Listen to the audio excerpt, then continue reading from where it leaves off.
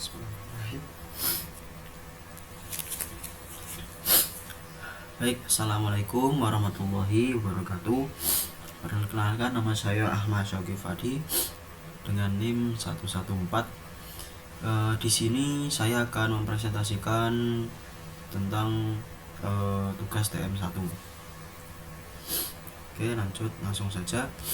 Yang pertama, tugas pertama, tulis ringkasan 1-4 paragraf. Jika memungkinkan, berikan contoh dalam Python tentang satu percabangan. Definisi jenis-jenis algoritma, bagaimana menulis algoritmanya. Bismillahirrahmanirrahim. Percabangan, nomor 1 yang tentang percabangan. Percabangan dalam Python itu pasti ada yang namanya percabangan. Percabangan itu sendiri itu apa? Yaitu alur dalam pemrograman yang digunakan untuk mengeksekusi sebuah kondisi. Di dalamnya pasti ada kondisi dan eksekusi. Nah, di percabangan sendiri itu ada 3 jenis. Yaitu ada if, elif, dan juga else. If itu apa sih? If itu adalah kode yang digunakan untuk mengeksekusi sebuah perintah, yang mana perintah itu di situ ada isinya kondisi dan eksekusinya, jika dan maka. Terus ada lagi yang namanya elif. Elif itu digunakan untuk memunculkan kondisi lain dari kondisi yang pertama. Maka menggunakan elif untuk memunculkan kondisi yang lainnya. Terus jika kondisi yang pertama, kedua, dan seterusnya itu tidak memenuhi syarat atau tidak terpenuhi, maka ada yang namanya else.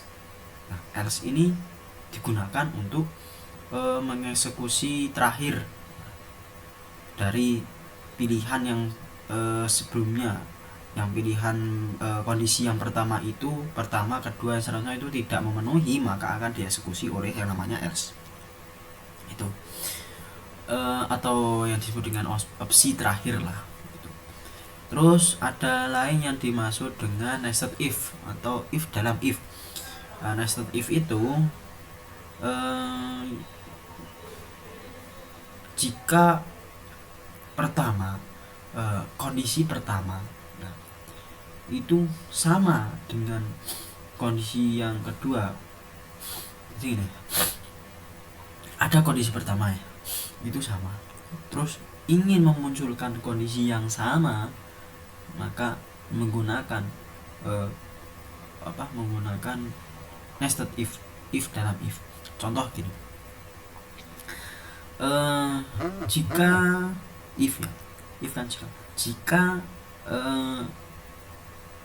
Rachel, jika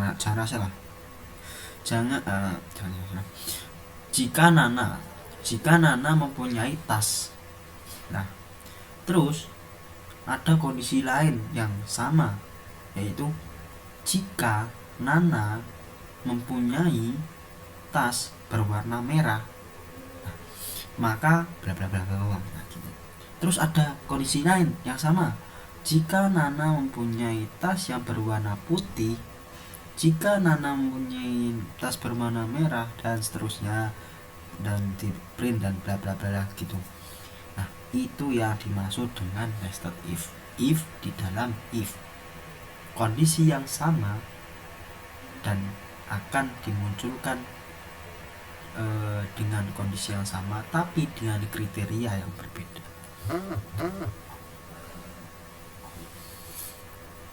Yang selanjutnya ada nomor 2, implementasi belanja. 2. Tuliskan suatu program menampilkan sistem belanja dengan uang belanja dan pilihan belanja dari inputan user seperti gambar 1A, 1A, 1B, 1C. Harga paket dari setiap menu tidak harus sama.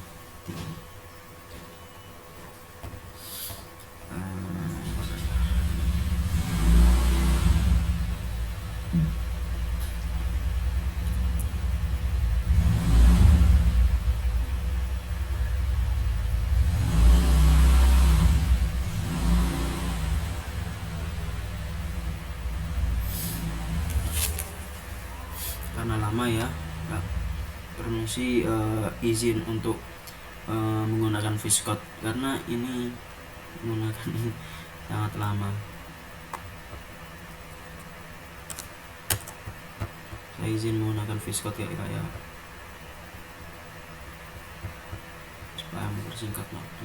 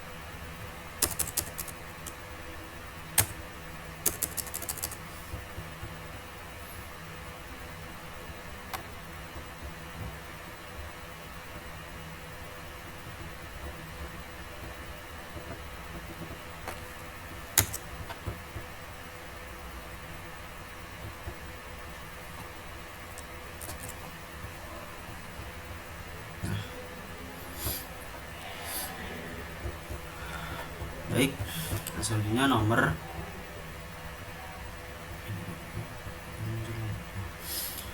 yang selanjutnya nomor 2, yang mana membuat program kasir.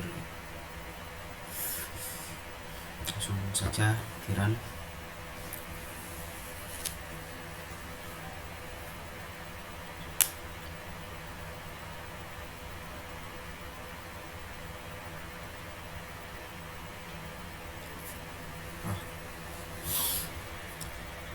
Ya, di sini saya memasukkan sebuah inputan ya. Inputan itu untuk memunculkan masukkan uang Anda. Nah, di sini user diminta untuk memasukkan uang atau angka. Nah, maka untuk memasukkan uang atau kelipatan, di sini saya masukkan integer int supaya muncul kelipatan lah, gunakan kelipatan lah berarti. Dan langsung lanjut, saya ingin masukkan uang Anda. Saya di sini ingin masukkan 15.000. Coba 15.000 spread. Nah, setelah masukkan user masukkan nilai, program akan mengeprint yang ini. Program akan mengeprint ini dan juga memunculkan ini variabel yang ini, inputan yang ini, pilih menu. Di sini program sudah masuk di sini. Program sukses masuk di sini. Nah, setelah itu program mau masuk, ada gini. Ternyata di sini ada pilihan. Program disuruh untuk memilih antara 1, 2, dan 3 dari pilihan ini. Nah, Terus coba saya di sini ingin memasukkan 2. So, 2. Nah, saya dan di sini saya menggunakan percabangan if elif ya. Nah, saya jelasin di sini. Kan tadi saya masukkan pilihan menu 2. Nah, di sini ada if barang atau if pilihan menu tadi, jika pilihan menu tadi sama dengan 1, maka inputan akan masuk di sini. Dan jika inputan tadi sama dengan 2, maka akan masuk di sini input akan masuk di sini. Dan juga jika masuk inputan sama dengan 3, maka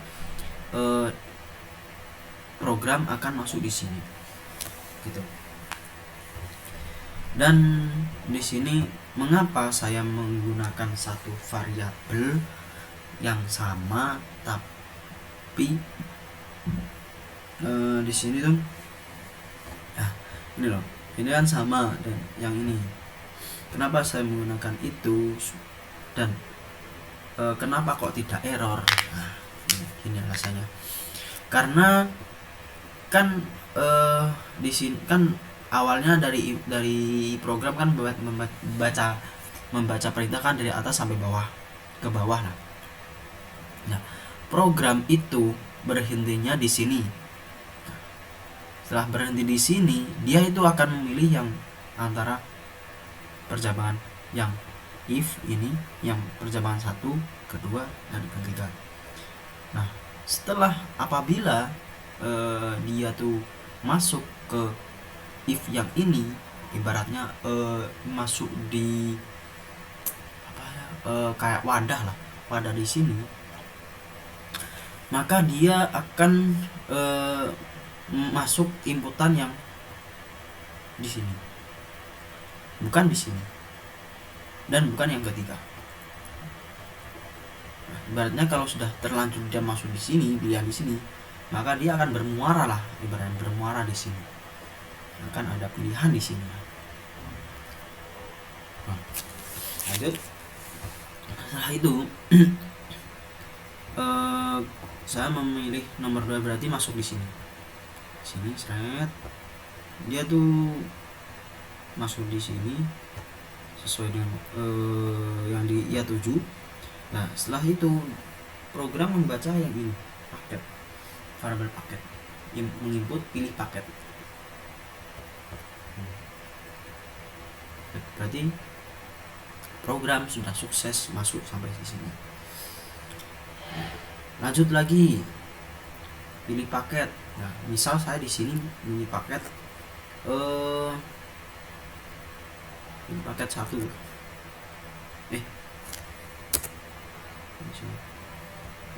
Pilih paket 1. Nah, bentar. Jika pilih 1. Nah, di sini ada percabangan lagi. Jika paket sama dengan 1, dan di sini ada juga harganya, harga apa ya, kayak eksekusinya. Jika paket sama dengan 1, terus ada kemungkinan lagi, jika nominal atau uang yang dimasukkan lebih besar dari harga, maka print, maka keluar Anda berhasil membeli paket. Terus ada yang lagi nih, elif, kondisi yang sama. Jika nominal sama dengan harga, maka seperti ini printnya. Terus jika uang lebih kurang dari harga, maka akan print uang Anda kurang. Gitu. langsung print saja. Selamat, Anda berhasil membeli paket, uang kembali. Berarti setelah di sini ada pilihan lagi, ternyata jika memilih satu, ya, jika memilih satu, maka dia akan di sini ada pilihan lagi, pilihan yang if ini atau if elif ini atau elif ini, dan ternyata program membaca yang ini sesuai kriteria yang ini. Uang lebih besar dari nominal.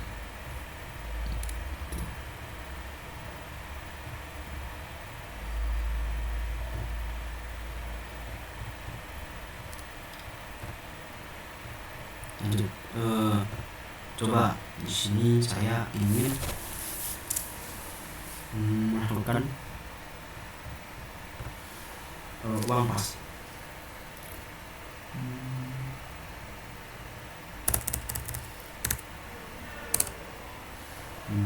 Uang saya masukkan 90.000. Terus saya ingin membeli pakaian. Nah, ternyata uang saya yang 90.000 itu sesuai dengan paket yang pertama. Saya masukkan paket pertama dan berhasil. Selamat, Anda berhasil membeli paket, uang kembali Anda 0.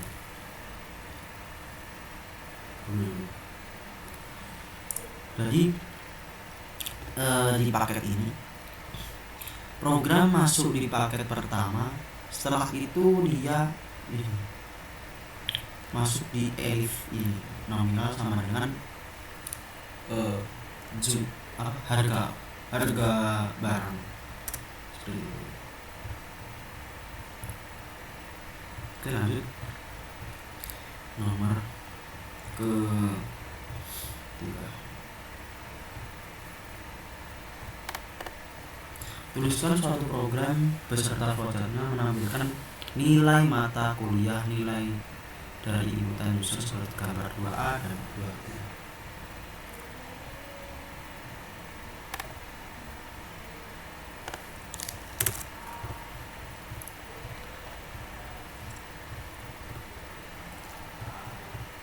Sini aja.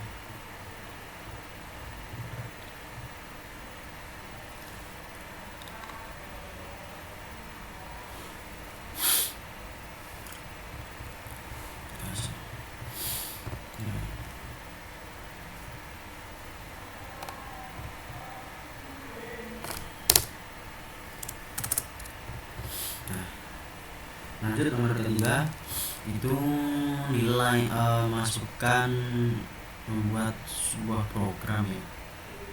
Masukkan suatu program beserta flowchartnya menampilkan nilai mata kuliah dari inputan user seperti gambar 2A dan 2B. Pertama ini saya membuat inputan yang menampilkan nilai sebuah nilai. Terus di sini ada dua percabangan, if dan elif. Yang pertama menunjukkan jika nilai sama dengan 100 maka print nilai Anda A, selamat Anda lulus. Terus yang kedua ada elif, nilai sama dengan 50. Jika nilai sama dengan 50 maka nilai Anda D, Anda tidak lulus. Gitu. Kita coba.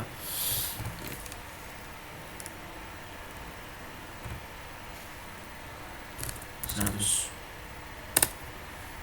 keluar nilai Anda A, selamat Anda lulus.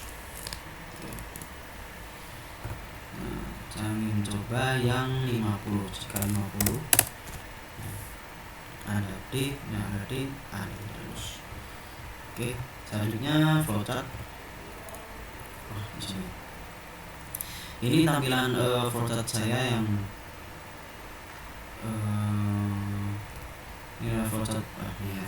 tugas flowchart saya yang sama dengan yang tadi, cuman bentuknya bentuk flowchart. Yang pertama di sini yang saya jelaskan ini ada diklat. Diklat di sini itu untuk wadah, untuk sebuah tabungan yang mengisi variabel, tempat untuk menampung variabel itu diklat. Dan kenapa integer? Nah, kenapa integer? Karena nilai yang saya masukkan di dalam variabel ini itu dalam bentuk bilangan bulat, maka saya masukkan integer gitu. Terus output di sini masukkan nilai rendah, terus input nilai. Nah, input di sini itu untuk memasukkan nilai, memasukkan ini tempat untuk memasukkan user, masukkan user ini inputan. Iya, tempat untuk menginput user. Nah, di sini kan ada nilai, sedangkan nilai itu kan variabel kan. Nah, berarti user menginput data itu di dalam variabel nilai. Terus ini, nah input itu sangat berpengaruh di sini. Jikalau ini dihilangkan, ini sangat berpengaruh. Tapi ya kalau ini dihilangkan, sebenarnya tidak berpengaruh sih. Tapi kalau tidak ada output ini, itu juga berpengaruh untuk pengguna yang lain. Kalau saya sendiri tidak, karena saya kan pembuatnya, jadi tidak seperti ini.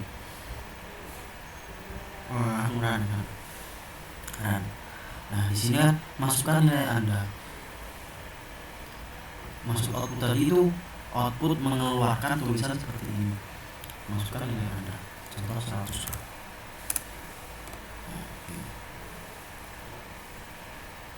Nah, ada ini. Nah, jika output ini dihilangkan juga tidak masalah. Tidak masalah. Tapi tidak ada perintah. Tapi bisa.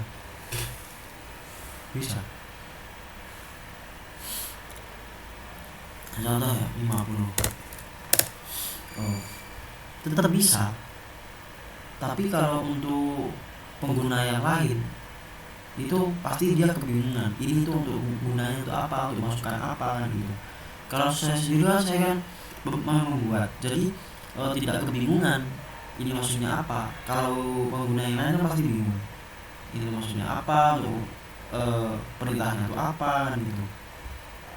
Maka diperlukan ini output.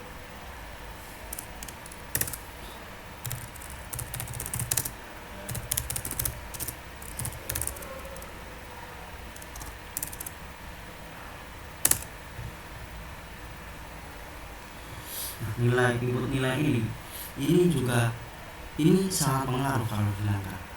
Karena apa? Kalau ini dihilangkan,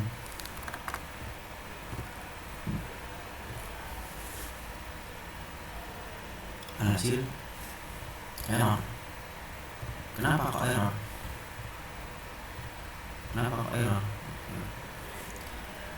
Jadi kalau itu dihilangkan, nanti gimana ya? Nanti user akan masukkan di mana gitu. Sedangkan tempat itu untuk memasukkan user, untuk masukkan inputan gitu. Jadi tidak ada tempatnya. Terus yang dimaksud ini itu apa? Ini itu apa gitu. Jadi tidak jelas. Nah, kalau ada input gini kan jelas ya.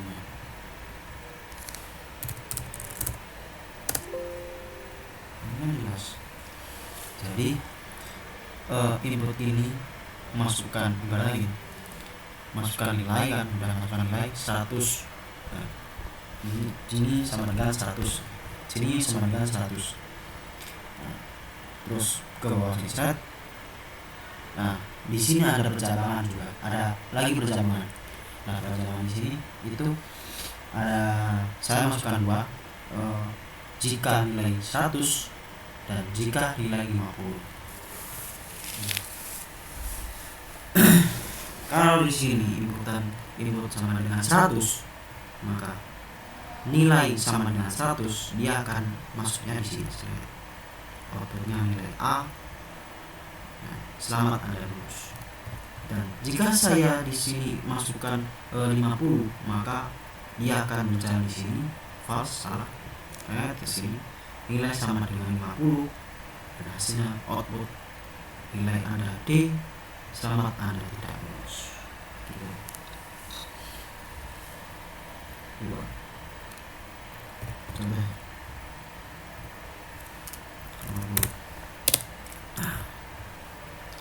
Nah, ada D, selamat Anda tidak lulus. Seperti itu.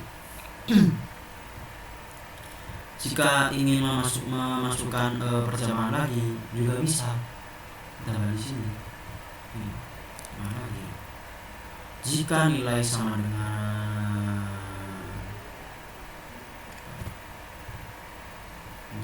nilai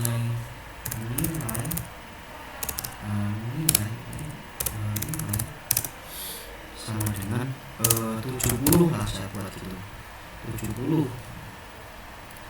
Terus true, output di sini, output keluar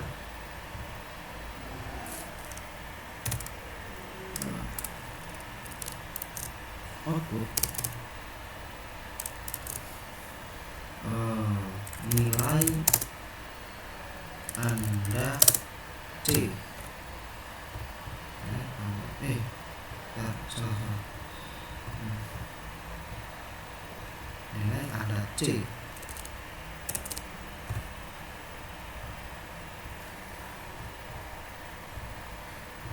Nilai Anda C. Output di sini saya akan selamat Anda lulus.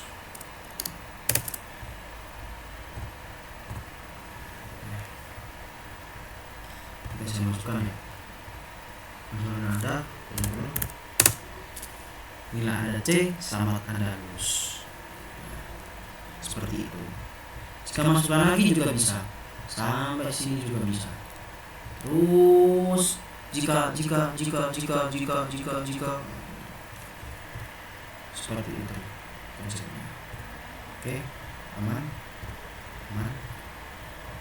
Lanjut.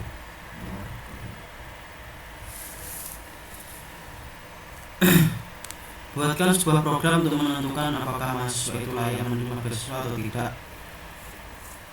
dengan kriteria penerimaan sebagai berikut. Mahasiswa harus memiliki nilai minimum 3,0. Mahasiswa harus memiliki tingkat kehadiran minimal 80% di setiap kelas mereka. Mahasiswa harus aktif dalam setidaknya satu kegiatan UKM yang terdaftar di universitas. Ketentuan program meminta input nilai 5 mata kuliah mahasiswa. Yang kedua, program meminta tingkat kehadiran keseluruhan, input cuma 1 kali.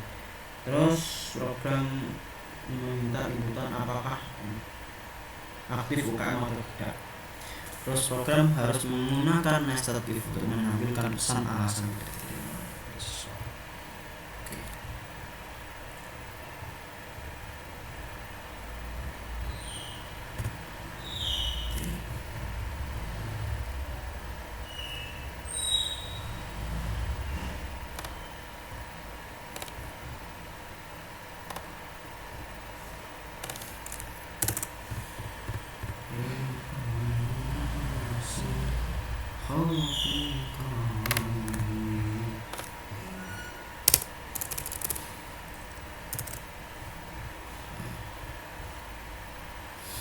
Saya yang selanjutnya ini nomor 4. Nah, sesuai kriteria yang pertama tadi, masukkan 5 inputan nilai mata kuliah.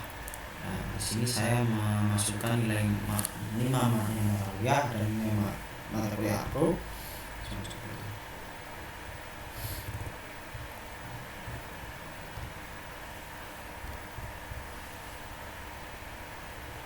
Ada pro, terus ada PTI, ada matematika, bahasa Inggris, etika. Ya, terus lanjut saya masukkan.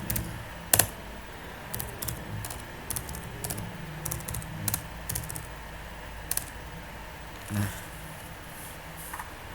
setelah itu dari kriteria tadi ada masukan persentase kehadiran. Di sini saya membuat datanya. Saya masukkan contoh. Terus tadi yang ketiga membuat inputan apakah Anda aktif dalam ekstrakurikuler apakah tidak. Untuk memunculkan itu saya menggunakan variabel 2, ya dan tidak. Saya masukkan ya sama variabel. Nah, di sini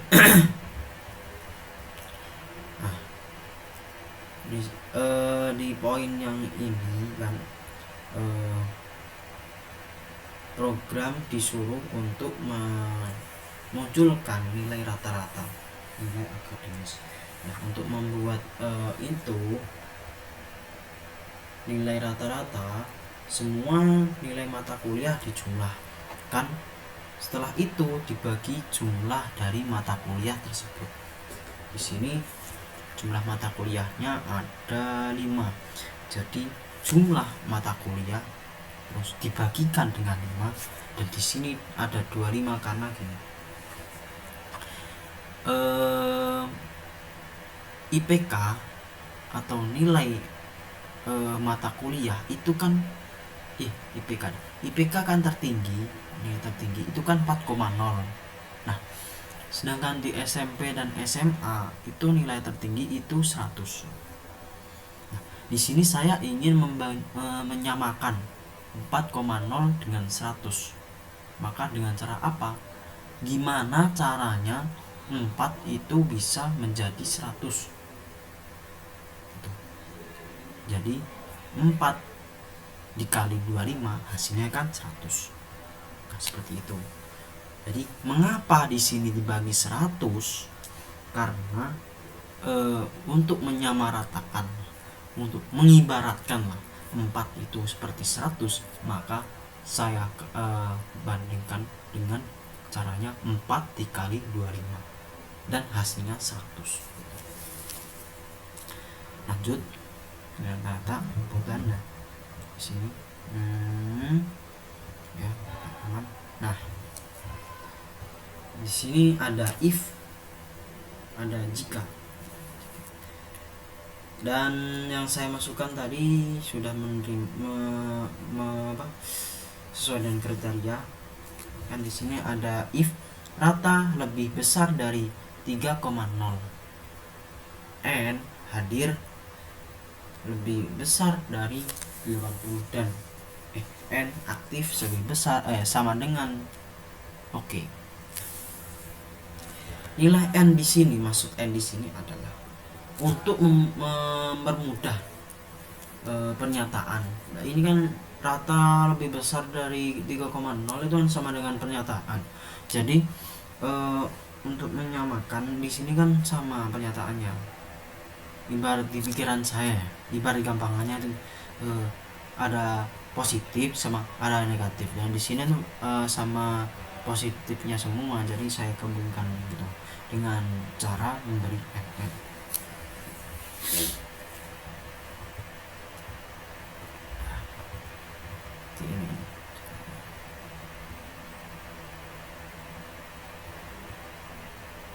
Dan gini, udah deh.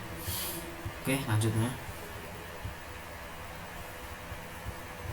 Lanjut yang terakhir, nomor 5.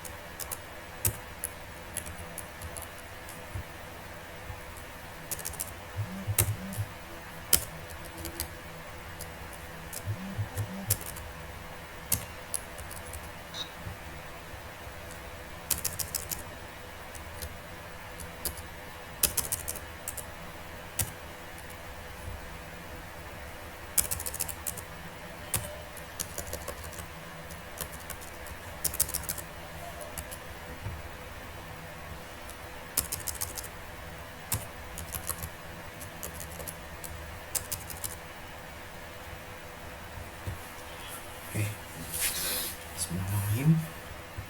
Lanjut nomor terakhir, yaitu di sini perintahnya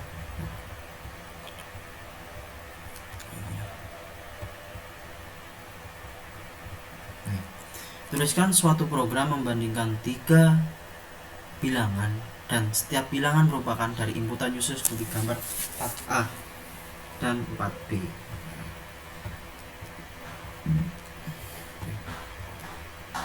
Sebagai contoh. Oke.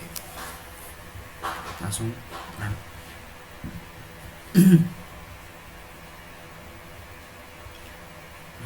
Di sini saya mencontohkan pertama membuat 3 inputan yang tadi kan disebutkan untuk kriterianya membuat 3 inputan angka, memasukkan 3 inputan angka. Di sini saya membuat 3 variabel.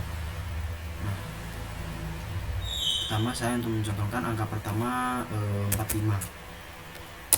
Lanjut, program masuk membaca yang ini, nonton variabel ini.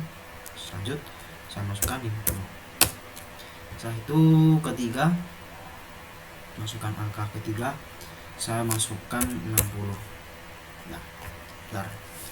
Nah setelah ini, nah jika dilihat ya diurutkan sendiri. Jika diurutkan sendiri kan yang lebih besar 60, 50, 45. Jadi urutannya angka ke 3, 2, dan 1 ya.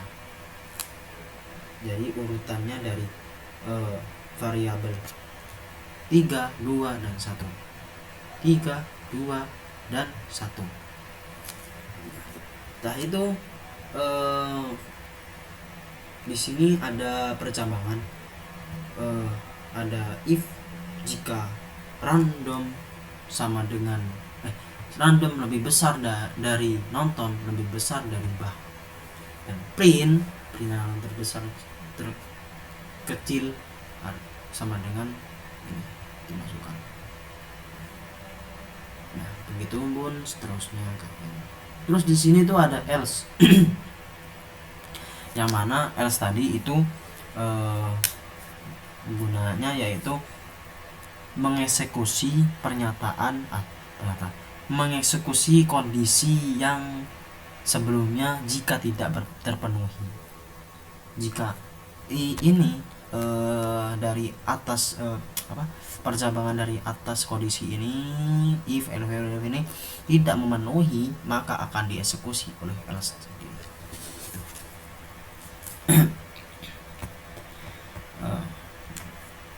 Jadi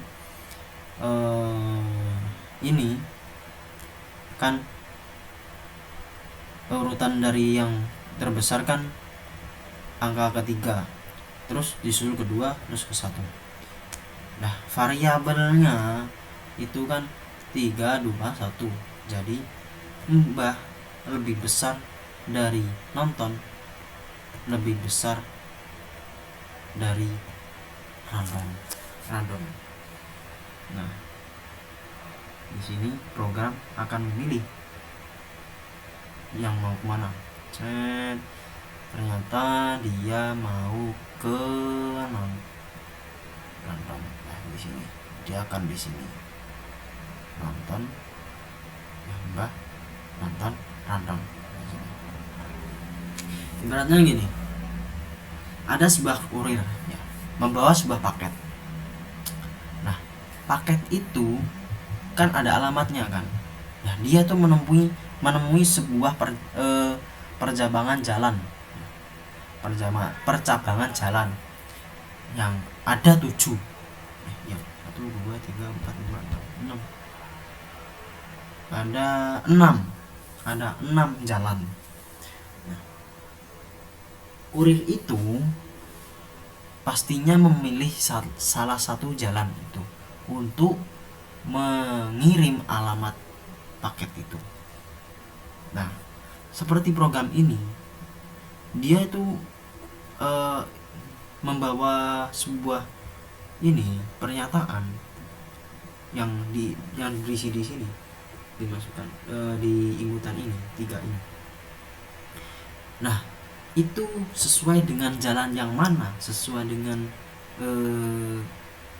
alamat yang mana dari 6 ini, dia akan memeriksa di sini. Apakah if ini, apakah yang kedua, apakah ketiga, dan sampai yang ke-6 dia melihat oh ini ternyata yang benar. Jadi jalan yang benar ternyata ada di ini, di sebelah sini. Dia masuk di sini, seret, dan keluar.